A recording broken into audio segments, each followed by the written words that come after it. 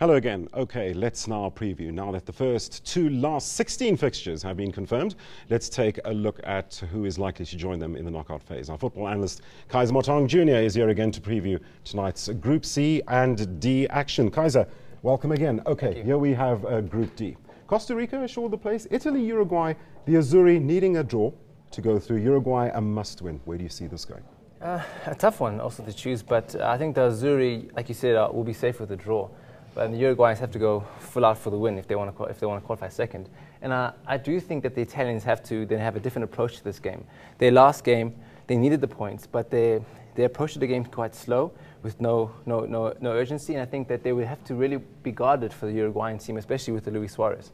Well, speaking of Luis Suarez, it's a striker many love to hate at this stage. He said his knee's feeling good. Do you think it's gamesmanship, or is it more serious than we think? Well, I mean, at a tournament, of course, you have the mind games that are played, and obviously with a player like Luis Suarez, the prowess of the man, just his name at the moment will cause any other coach who's preparing against Uruguay to take notice. And of course, I think Uruguayans would love to have him with even one knee, you know, just to be there on that field. That's the presence and the skill he has. So I do think that he definitely won't miss this game.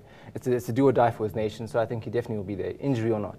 Let's take a look at the other game we can look forward to today. Costa Rica against England. England, well, playing for pride now. Costa Rica, we've seen their tempo in this World Cup. Do you think they're going to allow them any space? Or can we see England getting a result out of that one? Well, as you know, Costa Rica has really qualified, and I mean, the English, like you said, are playing for pride again, which seems to be the pattern in the last couple of World Cups, which is quite sad. They've got a nice challenge because a player like Brian Ruiz has been playing for Fulham in England. You know, he won't be a stranger to his teammates in England. And I think that the English obviously have a lot to play for, and they need to, you know, recover that great name and pride they have in the English name. And I think it's going to be quite a nice game. And I think that Costa Rica, even despite the fact that they qualified, will be tough for England on the day. Okay, let's take a look now at Group C. We could see the first African team advance. Can the Ivory Coast seal the points against Greece? Well, I think it's actually quite exciting that we can have an African team also, you know, advancing. And I think they need the win. A draw could put them in a dicey situation. Then we'll have to depend on how much Japan would win by, you know, to see if they would qualify. So I think that the Ivorians, you know, led hopefully maybe by, you know, the likes of Yaya Toure and Didier Drogba, they would go full out for the win. And I do see them coming out on top against a team like Greece, who haven't been very enterprising in this tournament and who've been quite disappointing, have a -3 goal difference. And I think that the Ivorians could prove too strong also on set pieces and in the normal run of play. Well, looking at the table, anything can transpire there. If we look at Colombia taking on Japan, later on, if Japan wins and Ivory Coast doesn't make the grade, there could be an upset there. Where could that match go? Yeah, that's the dynamics of the business end of the World Cup. You know, that's the exciting part of the whole World Cup as it comes.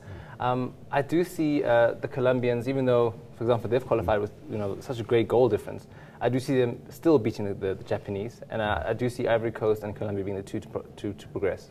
Okay, you've given those predictions. Overall predictions before we go. For all the matches we can look forward to. I think I'll give it to Uruguay, 2-1 over Italy. The Costa Ricans, I would say it would be I think an exciting 1-1 draw with England. Ivory Coast to sneak one against Greece.